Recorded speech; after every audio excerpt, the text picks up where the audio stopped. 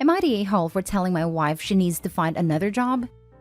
Me 26 male and my wife 24 female have been married for 4 years. During those 4 years, she had the same job which requires her to be away Friday to Sunday. So she leaves early on Friday and returns about 4 to 5 p.m. on Sunday. Occasionally, it would be leaving on Saturday and returning Sunday. She also has to work some of the school/public holidays. I work full-time and get just a bit above minimum wage and tips. So our bills are split 60 her to 40 me. While I find myself struggling with money and having to borrow from the joint bank account, my wife never have this problem. I know she is getting paid more than I do as she works for a high-profile client, but I'm not sure by how much more. She also wouldn't tell me what exactly she is doing. All I know is that it is connected to her degree and it is 100% not erotic work or nothing in that industry. The reason why she won't tell me is because she signed a contract, and it is highly confidential, so she is not allowed to go into details. She does chores around the house but doesn't cook. She admits herself she is a bad cook and hates it. Instead, she would order either those pre-made healthy meals she then heat up for herself or take away. When I'm home and she hasn't ordered, she will order for me too. So most of the day while I'm working, she's either in our house chilling, watching TV, playing video games, reading or exercising, or shopping or in the gym.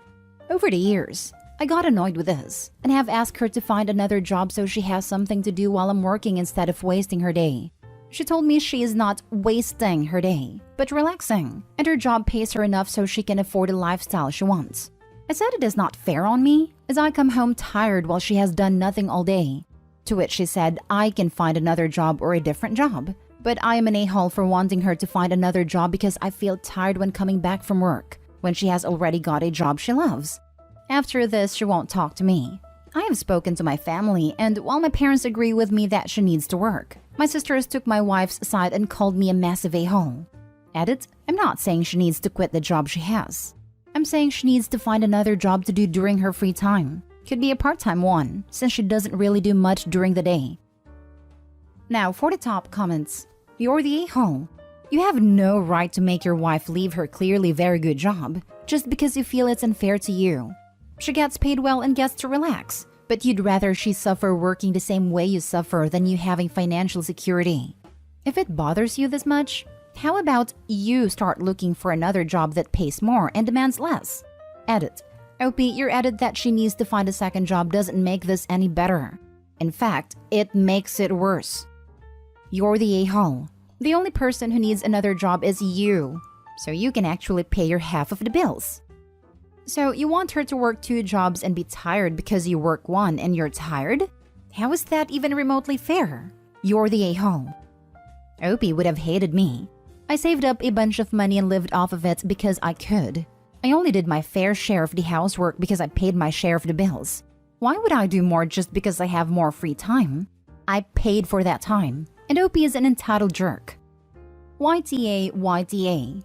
Your reason for wanting her to do is just because you feel jealous and emasculated. I am suffering, therefore she must suffer too, so I don't feel as bad. This is exactly how it reads. Opie is jealous she has days each week to live her life. He wants to force her into long, hard minimum wage labor just like he does. Girl has found peace and balance. Opie should be striving to be like her. Next story is titled, Am I the a-hole for urging my husband to go to work despite him having an upset stomach? My husband is your typical man flu guy who wants to be babied if he gets a small sniffle. Love him to death and he is truly a fantastic person all the way around. But it's like a war zone in my house whenever he feels even remotely ill.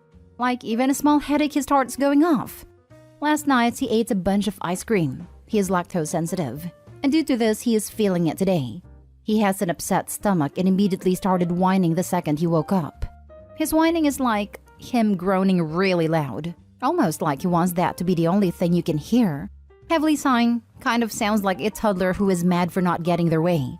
So he was doing that and almost immediately following starts asking me to cater to him. Fetch him ice water, run a cool shower, get him a towel, help him get motivated, etc. I don't have the time, energy, or patience for this today, especially knowing he cost it. We have 3 children who I need to tend to, a farm to run, multiple dogs to feed, and I work from home today and it's already 107 degrees and it's only 8 a.m. I don't have it in me to cater to him on top of it all. So he starts talking about taking the day off from work, and I told him he should go in and feel it out and see how he feels throughout the day. I said this after he told me he felt a bit better after a cold shower. I convinced him that maybe he wasn't drinking enough water.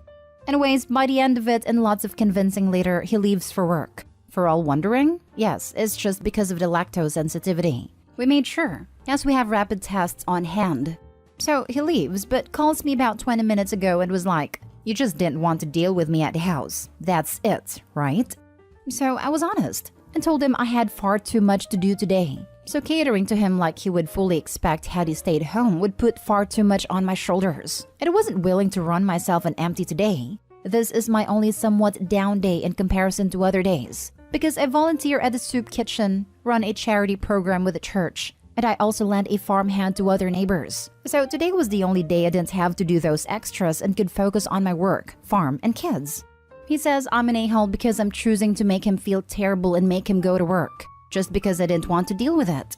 I reminded him it was his fault he felt like that anyhow, and I'm not his mother. So if he wanted to stay home, he could tend to himself because I wasn't doing it today. He hung up but stayed at work. Am I the a-hole? Not the a-hole.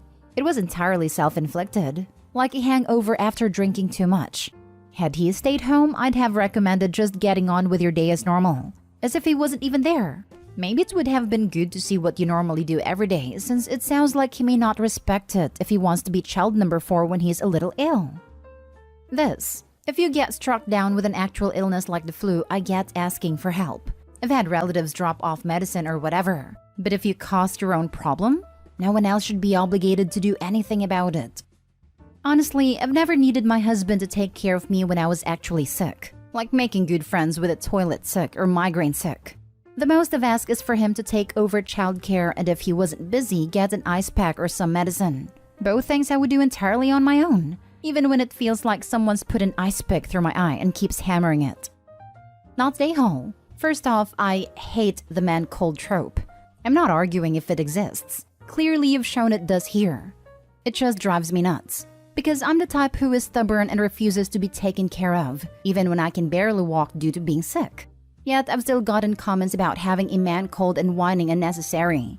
Secondly, he brought it entirely on himself. He wants to be treated like an adult? He should act like one.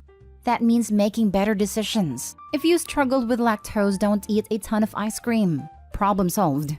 And having accountability for your own actions. He needs to grow up big time. Next story. Am I the a-hole for not wanting my husband's other child in my house? My husband cheated on me while I was pregnant and had a baby with another woman. I found out after the other child was born. I've never been okay with this. It's exactly the kind of trash I tried so hard to have not be part of my life. If it was possible, I would have divorced him by now. But I'm stuck at a legal dead end and it's not possible. We have a legal and emotional separation agreement though. Since he travels a lot in between the baby, my parents, and my career, I've been able to avoid thinking too much about it.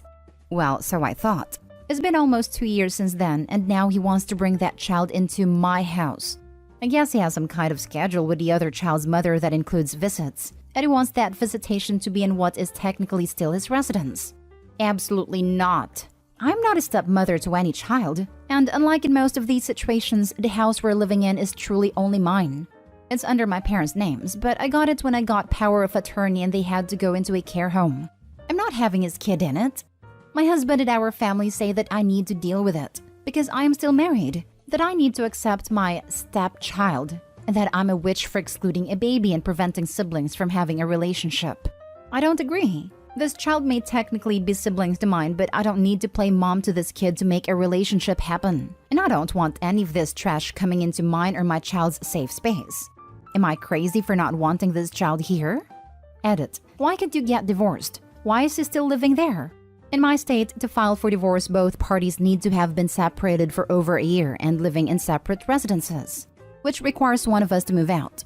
He doesn't want a divorce, so of course he won't move out. I can't make him because we're still married. In theory, I could move out and start the clock, but realistically, I can't. With a POA, I can't just abandon the house. I couldn't afford to anyway, but if I did, he would be able to remain there. I would eventually get the house back, but in the meantime, he could easily destroy it and then I'd have legal problems from that. To clarify on the separation agreement, Those don't technically exist in my state, but since we have it notarized, we could use it as an interim agreement on custody and a split on finances once the clock starts, and especially post-filing. Edit 2. Adultery/at fault. I can file based on adultery. I don't really want to go that route because it would turn the entire situation very hostile very quickly. And I would still have to have him living here until we could get a court date, which could easily be months and months in the future anyway. I realize it already seems as hostile as possible right now, but day-to-day things are civil in a way that it wouldn't be if I did that. I'm also not confident that it wouldn't look bad because I would have waited 2 years after knowing about it to do anything. Now for the top comments. Not the a-hole. This may not be a popular opinion since most on here say you have to be a perfect step-parent and accept all situations. But you are not at all the a-hole. I was in a similar situation and still angry 30 years later. Don't let people tell you what to do or how you feel. It is your house. Tell the father to go someplace else. Also, typically, the partner is aware of the spouse having a kid prior to moving/getting married. A step-parent that tells their partner they don't want anything to do with the kid in question is different as they knew before, so now they have to live with it as it was always part of the deal. This situation is different. She doesn't even want to be in a relationship with a father. It's exactly like all the other stories that we saw recently where the OP is divorced, and the ex want the OP to take care of the step/half-siblings for a weekend or something.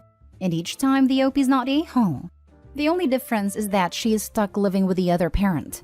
And the other parent is using legal loopholes to stay there and stay married, twisting OP's hand as it is. Get a lawyer. A good one. He will bring this other child. You need a lawyer to evict him. A lot of people who share a residence go through divorce. It shouldn't be this hard without another way out. Get a lawyer and file for divorce and evict him. Now for the last story. Am I the a-hole for teaching my children Spanish without asking my husband to be permission? I've been seeing Mike, 40, for 3 years now, and we are planning on getting married soon and have moved in together a few weeks ago. Mike has 2 children with his first wife who apparently left them when the kids were little. His children are Katie, female 12, and Sab, male 11. Katie and Sab's mom was from Nicaragua who moved to the US where she met Mike. I don't know why, but the children were never taught Spanish, only English. I met Mike in the UK where I live, although I am originally from Spain. In school, they learned bits of French, but no Spanish. Here's the thing. Katie came over to me and asked me if I could teach them some Spanish, and I said absolutely. And we asked if Sab wanted to join us and he was up for it.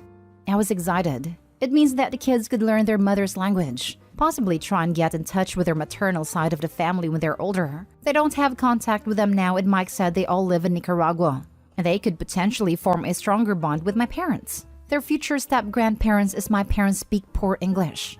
We typically have a clear understanding of who handles what with kids. We've had plenty of discussions of what my role is and what he doesn't want me to do, etc. But frankly, I didn't think something as simple as teaching them language needed a discussion. It was just a fun activity we did. Simple things like pointing at things and telling them words or asking them. Teaching them sentences. We've only been doing it a short while, so it's basic stuff. I thought I'd mentioned it to Mike, but either I forgot or he hadn't listened, but he swears he didn't know. One day he heard me correcting Katie's conjugation and he got really angry. He asked me what I was doing. Before I had a chance of saying anything, a very excited Katie chimed in saying that she's learning Spanish and asking if he wants to learn it with her. Mike said no and sent her to her room. He argued with me that I had no right to teach them Spanish and I should have consulted him first. I told him I didn't think it would be much of a problem as the chance of them having it in school was 50-50 anyway, and they asked me to help them. He told me I overstepped the boundaries. He explicitly forbade me from speaking to kids in Spanish. I tried to understand why it was such a problem and ask him, but he told me to stop asking, said a topic was finished and tried to leave.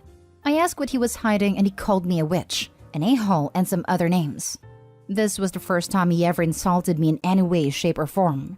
He apologized later that day and said he didn't appreciate me teaching them things like that and asked me to please drop the subject. I talked with my friends, and some say I wasn't the a-hole, but some say that I should have asked him first and not teach kids anything without his permission. And I'm confused.